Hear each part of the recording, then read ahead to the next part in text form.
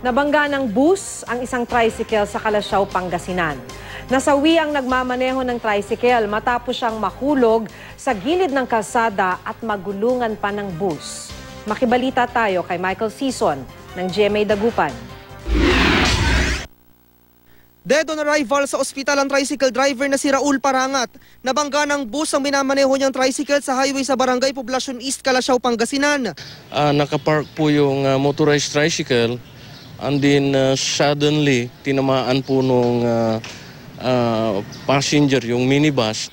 Nahulog sa gilid ng kalsada ang biktima at nagulungan pa ng minibus kaya ito nagtamo ng matitinding pinsala sa iba't ibang bahagi ng katawan.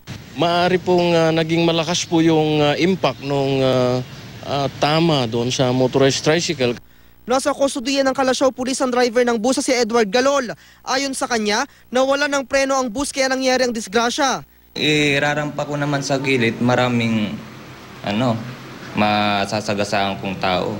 Kaya in-overtake ko lang muna, naghanap ako ng mababanggaan.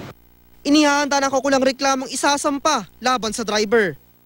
Laging inaalagaan o tinichik yung mga posibleng magkaroon ng problema sa mga party o mga accessories ng sasakyan po. Michael Sison, Nagbabalita, Pilipinas.